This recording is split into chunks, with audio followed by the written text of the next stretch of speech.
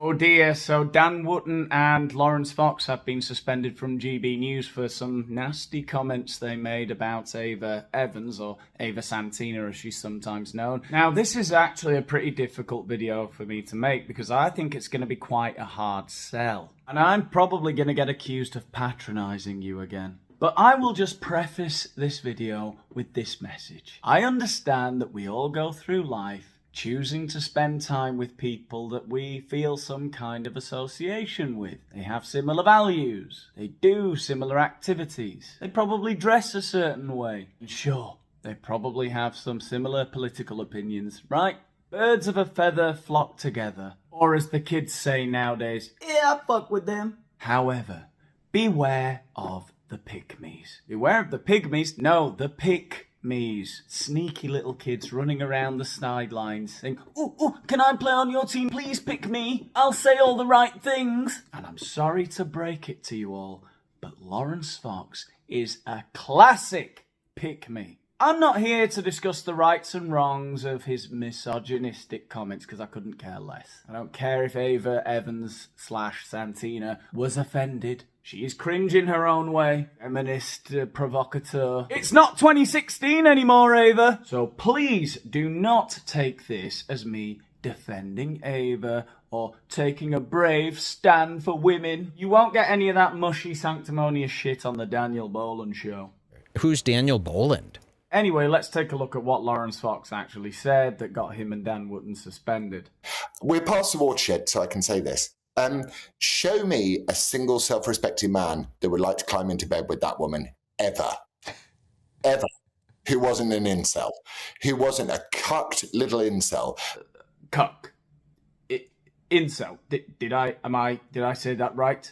That little woman has been fed, spoon-fed oppression day after day after day after day, starting with the lie of the gender wage gap.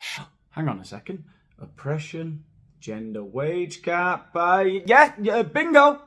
That little woman has been fed, spoon-fed oppression day after day after day after day, starting with the lie of the gender wage gap. So just for some context, this weird cringe rant by Lawrence is in response to Ava's appearance on a BBC panel show where she questioned the need for the creation of a Ministry of Men's Mental Health or something like that. And as you can see there, under Dan and Lawrence, it says, hard left commentator slammed for shrugging off male suicide rates. Now, I'll show you the clip later, but I really didn't think it was that bad. You might agree or disagree with the things that she said, but what GB News are doing there is essentially trying to whip up a bit of controversy, you know, to incite debate. And everyone, we all get that, you know, it's a bit of a back and forth, it is what it is. Lawrence Fox doesn't get that. He is a vacuous, inane entertainer, and the only thing he's trying to do is get a reaction from Dan Wootton. He's trying to make him laugh, essentially. And as it just keeps falling flatter and flatter, each sentence, he's like, cuck, incel, I wouldn't go to bed with her. He just keeps saying crazier and crazier stuff until Dan Wootton sort of is forced to react out of embarrassment. And she sat there and I'm going like, if I met you in a bar and that was like sentence 3, chances of me just walking away are just huge. If that was sentence 3, I would have a good mind to walk away, you know. What was sentence 3 in this mad hypothetical situation where you're talking to Ava in a bar that you've obviously played over in your head a few times already? What was sentence 3? The oppression, the gender wage gap, LGBTQ, cock incels? The chances of me just walking away if she started talking about that are pretty huge. I'm not going to say 100%. You've still got a chance, Ava. Lawrence is a fair man. Chances of me just walking away are just huge. We need powerful, strong, amazing women who make great points for themselves. We don't need these sort of feminist 4.0. They're pathetic. What? We need powerful, strong, amazing women who make great points for themselves. We don't need these sort of feminist 4.0. They're pathetic and embarrassing. Who'd want to shag that? I don't know. Oh, Lawrence. Well, look, she... Sorry, All right. I'm It was at this moment that he knew. He fucked up. Ooh, What was that you were saying about cooks again, Lawrence? I'm just going to provide a touch of balance from her, because she did actually respond to this earlier today, saying that she regretted her comments, but she didn't apologise. Yes, so there you go. And she's a very beautiful woman, Lawrence. Very beautiful woman. There you go. Although I'm probably not. Awkward. Orcs, am I right? Anyway, in the interests of nuance and balance, we are going to have a look at what Ava Santina actually said, and you can let me know in the comments what you think. All right, have your say. Conservative MP, new role would champion issues such as reducing male suicide. Would that be something you'd be in favour of? Well, what's interesting about that is the hostility it sometimes faces whenever it comes up. I saw a programme where there was like a feminist academic and a Lib Dem MP, and they were so hostile to this idea. And I thought, if you flipped those things, i.e. that it's the biggest cause of death for men under 50 is suicide, men are less likely to go to the doctors, you know, men are less likely to maintain friendships. If that was for women, we'd often look at, well, why is society making that happen? Whereas with men, the argument is often, why are they doing that to themselves? So I'm not like totally wedded to the idea, but the hostility towards the idea, I find it instructive. Ava? I think that it feeds into the culture a little bit, this Minister for Men argument.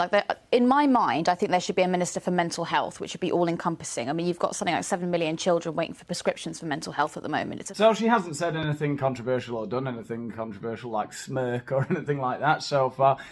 Just one thing I'd like to say there. What is she talking about? 7 million children in the UK are waiting for a prescription for mental health medication. How many kids in total are there in the UK? Because there's like 65 million people, 66 million people, right? So what, like a third of them are kids? How are it was like 20 million kids in the UK. 7 million of them need medication for their mental health. Okay then. It's a crisis that's endemic throughout the country, not specific to men.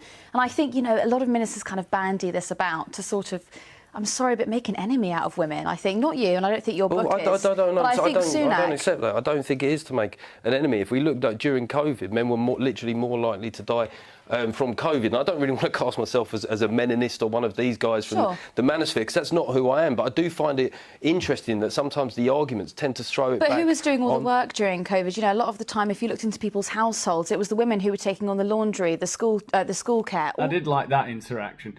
Men are dying at unprecedented rates. Yeah, but who's doing all the laundry? That is undoubtedly a wildly retarded take. It'd be like if someone at Live Aid, when Bob Geldof went off on one, people are dying, no! And someone in the studio just turned around and went to him and, well, yeah, but I've got the poll tax. Have you seen the poll tax? That's going to be the death of me, I tell you, Bob. Disputing any of that, what I'm saying that there are specific issues that men face that might warrant specific attention. I mean, literally, the biggest killer of men under 50 is suicide. That is an arresting statistic, and if that doesn't warrant specific attention, mental health is an umbrella issue. I have to say that is also because women are unsuccessful. That is a lot of feeds into that statistic. But now I don't know what Ava means there. I think she might mean that women are unsuccessful at, you know, ending things, because I've heard that before, that women are more likely to try and